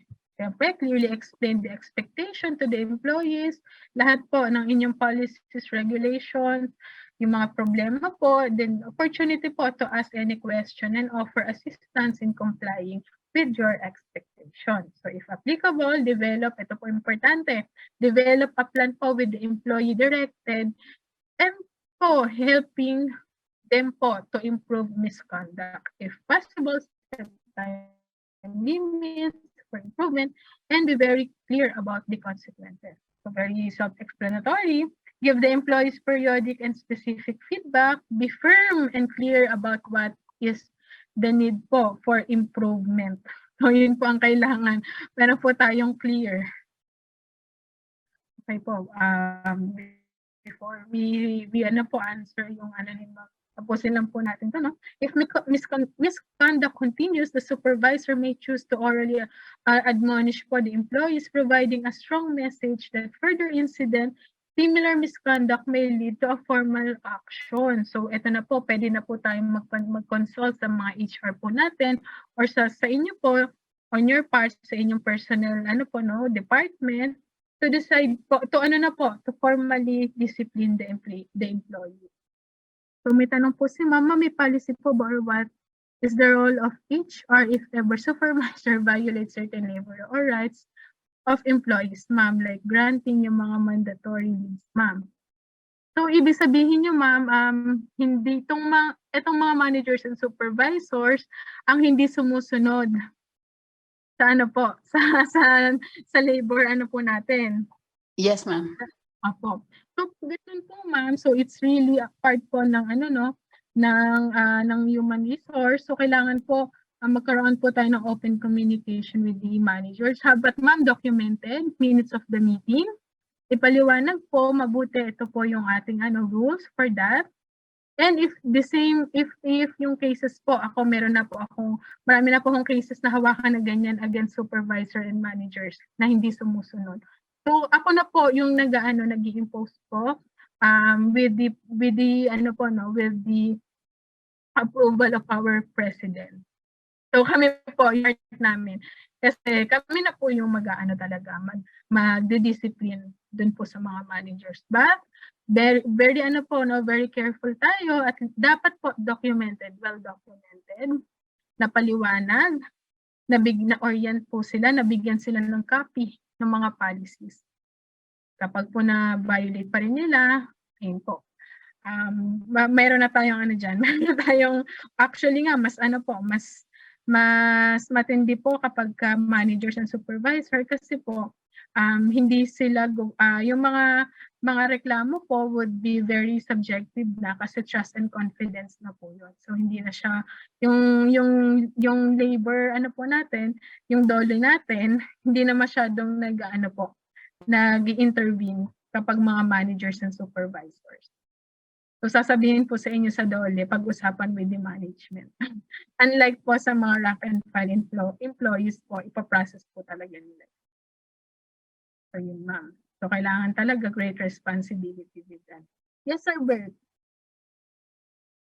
Ma'am, sa civilian ba, ma'am, na organization, do you Kasi ma'am sa government ma'am, Mhm. ma'am sa amin sa military, is for example yung CHR is nag-extend, 'di ba usually 8 to 5 lang yung yung Mhm. pasok.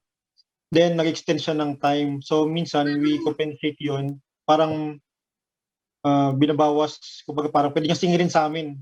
Offsetting ba? Das Offsetting. ginagamit din ba 'yun sa sa Depende civilian?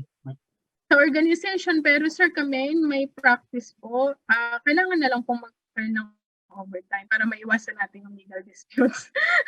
Kasi at the end of the day, alam mo sir, ang daming ganyang cases. Napag-usapan, pwede nilang i-offset, gawing parang ililive nila or whatever. Pero pagdating sa labor, sa documentation natin, hindi na bayaran. In the end, talo pa rin ang company kasi talagang hindi mo naman sila binayaran, and then most of the approval would have done lang po verbally. O sige, offset na lang natin. Pero hindi po makakapagsinungaling ang mga biometrics natin na nag-render sila ng overtime. And then pag binangga po sa payslip, hindi nabayaran. So, sino po ang mas talaga siya, mas prone. Kaya hindi ko rin po ina-advise. Actually, dito sa amin, hindi po talaga offset. Not unless talagang kailangan. So, bayaran na lang po natin ng overtime. And then, yun din po ang role po ng managers and supervisors na i-make sure po na yung mga tao natin is nag-a-adhere po tayo dun sa 8 to 5. Worst cases lang po i-manage natin yung time.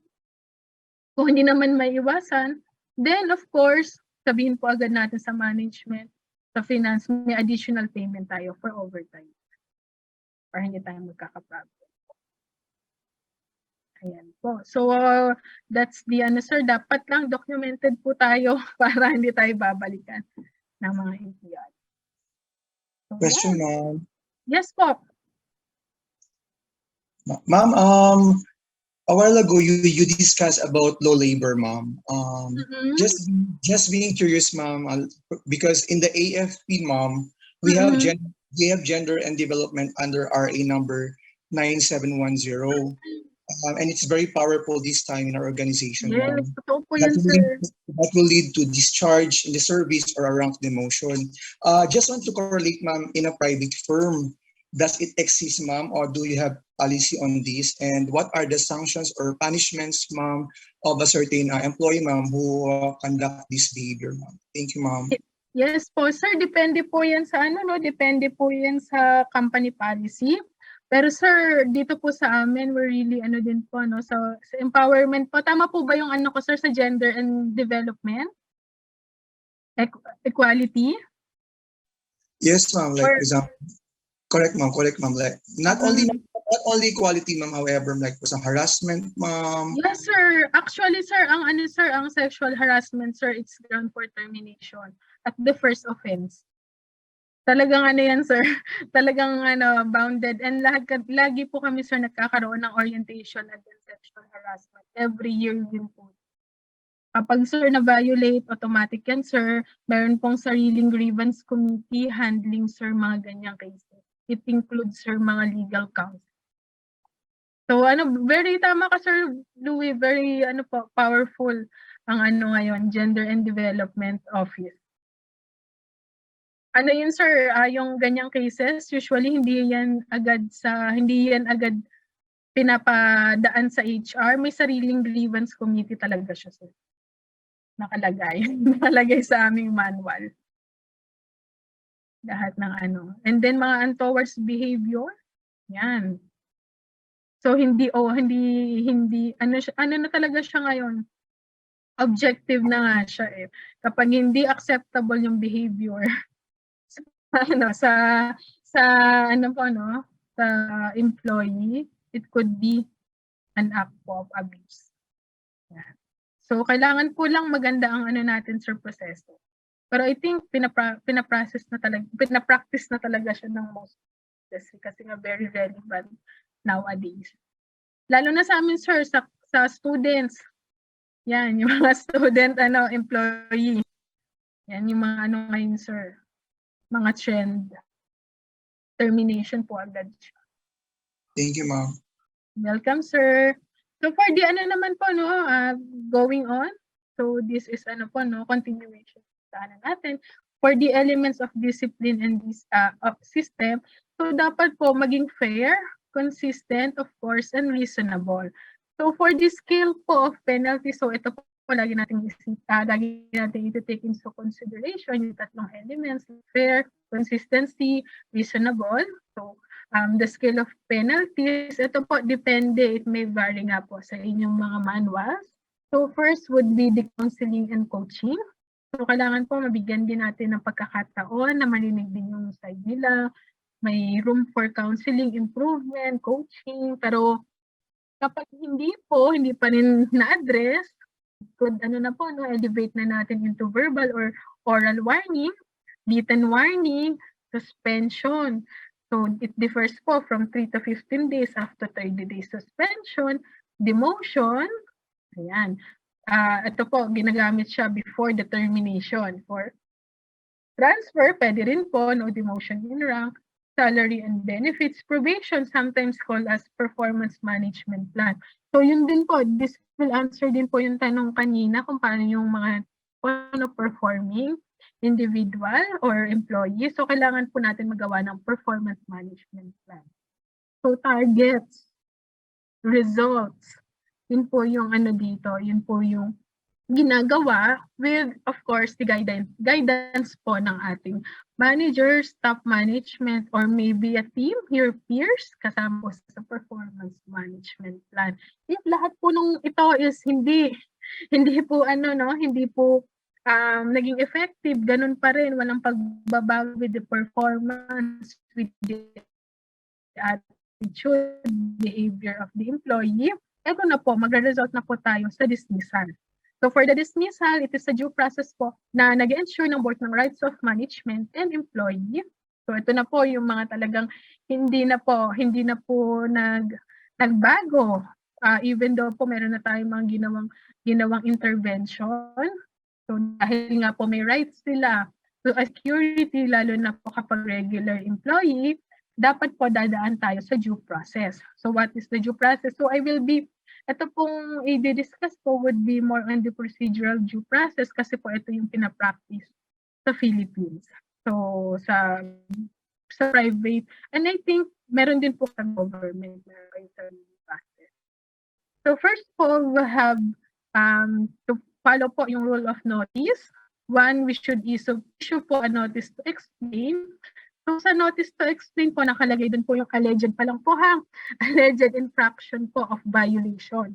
So ito po yung lagi kong sinasabi with the class, when you're serving an NTE or you're in an administrative hearing, iwasan po natin yung tanong na, bakit mo ginawa yun? So what ito?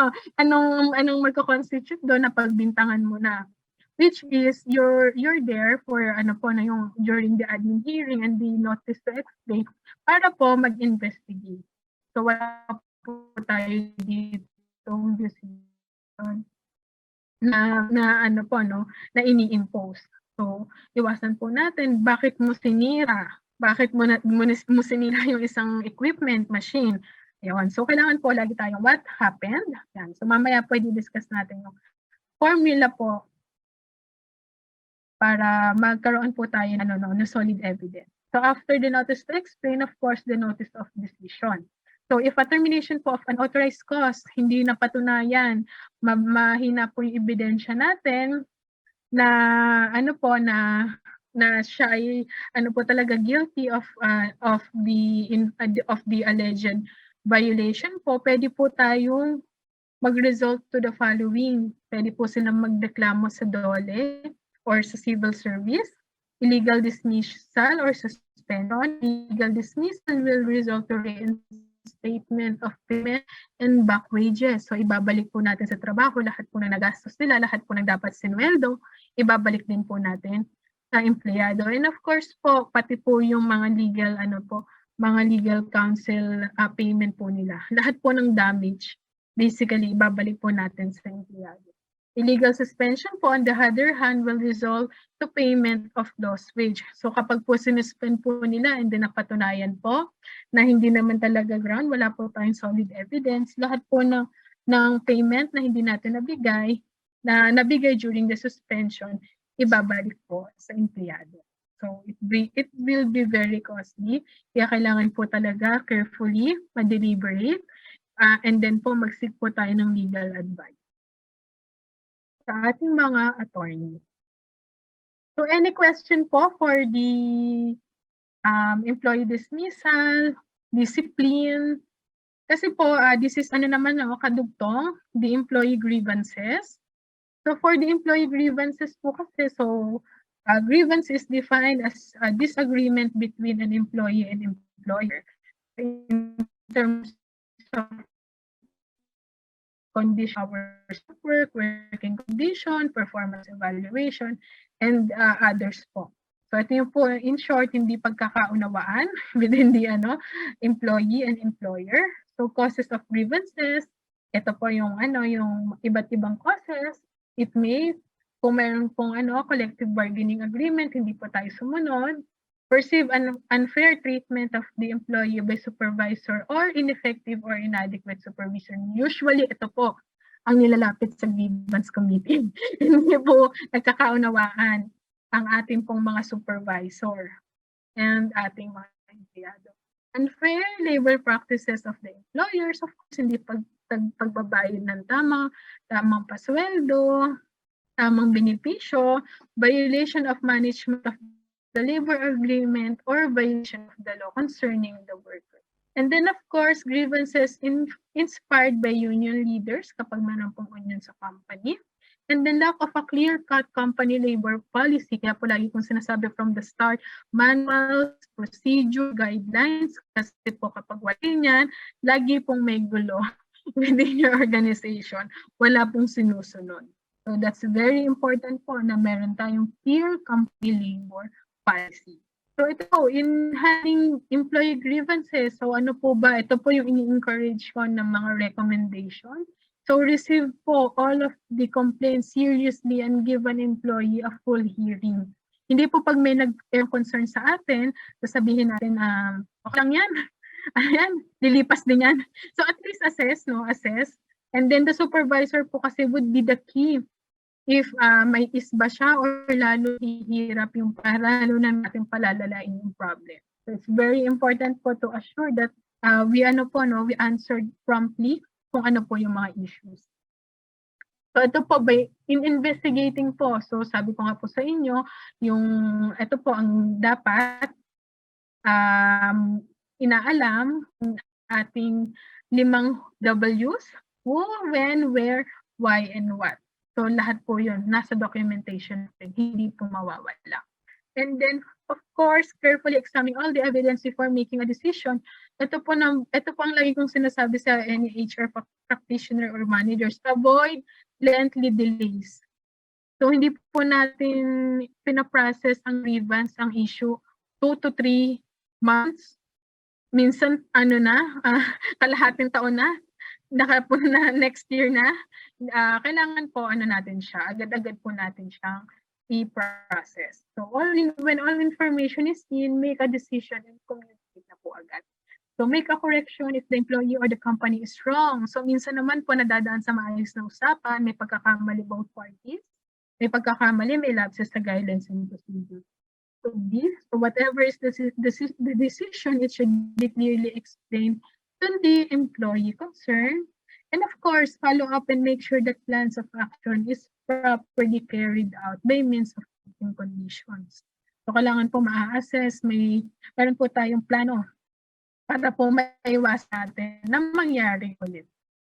And then po, grievance procedure, so it will depends po on your company. Pero po kami dito, meron po kaming tinatawag nga as mentioned kanina, meron po kaming grievance committee. So dun po pinapresent lahat po ng problems to the supervisor who is expected to settle the problem within a specific period. If na-satisfy po, ayun na po, kami na po yun, grievance committee, magre-resolve na po siya, mag-investigate na lahat ng documentations, mga logs, CCTV, witnesses, lahat po kakausapin na para po ma-address na natin if what are the problems. And after that po, in my own experience po, magsasubmit na po ng recommendation to the president. And then the president will ask po the legal counsel or the legal department. So it depends po. Meron naman iba na diretso na po yung top management na yung nagagawa ng judgment based sa available evidence. So the grievance committee po, I would highly suggest if may magtatayo po sa inyo ng company nyo, kami po dito ang amin pong practice ay dapat po wala pong proper kinalaman with the with the employees. Kami po sa other subunit kami kumukuha ng committee namin para po walang biases, hindi nila kilala, walang point interaction. Wala rin pong magiging problem. Magiging objective lang po lahat based po na sa ipapakitang facts and evidence. So, yan. So, any question po before we proceed to our last topic? Yan. Okay. So for the last topic po, it could be kapag mayroon tayong discipline, of course, give our employee po morale and motivation. So this is the last part ng function po ng HR. So morale and job satisfaction as defined, this is a mental attitude which makes the individual perform his or her work either willingly or enthusiastically or poorly and reluctantly. So depende po sa company. Kung napo-provide po ba natin yung yung sinatawag natin na job satisfaction amongst our employees. So employee morale is an attitude, state of mind. It cannot be seen but it is manifested po by the employee's manner and reaction to his or her job. Yung kanya pong engagement to the company, to his or her co-workers. The supervisor, of course. Low morale contribute to labor problems, ang daming problema, ang daming reklamo, and then attempts to organize labor unions, mga union, kasi nga po hindi narinig, hindi po na ma-motivate, feel nila neglected. Excessive employee turnover, ang dami nagre-resign, labor grievances, and of course, organizational climate. So talagang mainit. Nagkakasalpukan po ang bawat isa in the organization. So grievances, absenteeism, and turnover are frequently used as indirect measures of employee morale. So what are the factors that are influencing us as an employee? Of course, non-related factors, and po yung edad, kasarian, and work values. And then management practices or the qualitative aspect of the job. So meron po bang mga malpractices, favoritism ba ang management? So yan po. Outside factors, family problem, financial problem, state of communication in the firm, nako-communicate po ba yung mga policies and procedures natin, nako-communicate po ba lahat ng lahat ng teams, lahat ng mga documentations na kailangan ng empleyado natin, lahat ng mga details, so nako-communicate po ba? Mga movement, changes. If hindi po, of course, kapag blind ka, feeling mo hindi ka belong, wala kang narinig from the management, masyadong nagre-repeat lang every day, putin na yung work mo, walang innovation, yan, walang progress. So, makaka-affect talaga siya sa ating mga morale. So, sa po to motivate our employees, so of course, recognize individual differences. Lahat po tayo may pagkakaiba. So, it's important po that yung ating pagkakaiba-iba within your department are assessed. Of course, match people to do job. Kailangan po naka-align para maiwasan natin yung mismatch, and then burnout, of course. Hindi natin maiiwasan yan kapag hindi gusto ng trabaho, hindi alam ang ginagawa. Also, managers ensure that employees have hard specific goals and feedback on how they were doing. to pursue po all of these goals. So magbigay tayo ng goals, pero at least magbigay po tayo ng feedback. Magkaroon po sila ng proper training para po at least magkaroon sila ng self-accomplishment, yung work po nila for the company. And then of course, ensure that goals are perceived as attainable. Kaya po talagang maano natin, no? Kaya po talaga ma-hit, or else it will reduce employees' efforts. Baka bigay lang tayo ng bigay na may hirap na trabaho, pero this is not feasible, not attainable. So individualized rewards. So because employees have different needs, what acts as an reinforcer for one may not be the same for another. So yan, pwede rin po natin tingnan yung mga ganyang factors. Link rewards to performance, of course. Kung highly performing ka, yung pay po increases, promotion should be given and serve as incentive to employees to attain their specific goals. Baka po nagbibigay ng rewards and incentive dun pa sa mga non-performing, katamad, laging absent, laging late. So magkaroon po ng demotivation with the other employees. Next po, of course, system of equity. So lahat po ba na perceive that awards or outcomes are equal to the inputs given? Yun po. So as mentioned, baka kung sino pa yung mas hindi nagper-perform, so pa po yung nabibigyan kasi nga favorite management. So minsan nagiging din po factors for the motivation. And of course, one of the most important po is don't ignore money. So sahod po, dun pa rin talaga magbo-boils down kung gaano kalaki yung sahod, benefits, mga services, rewards, yan. So allocation of performance-based wage increase, kung kaya po ng company, so ito po yung lagi ko pong sinasabi sa board, sa aming finance manager, kung kaya po natin magbigay ng increase sa mga top performer, magbigay po tayo ng allocation for that. And then pay incentives, yan, important in determining employee motivation. A review nga po yung 80 studies evaluating motivational methods and their impact of employees' productivity. So support this claim. So number one, talagang determinant if your employee is doing okay, doing great in a organization is of course the incentive or yung mga pay scale natin or employee packages. So yun siya. So yan. That will end po our discussion. So on your side po, do you have any questions? Sharing. So this is the time po para kasi this will be our last session.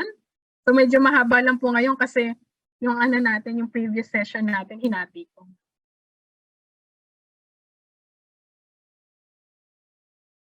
Anyone from the group?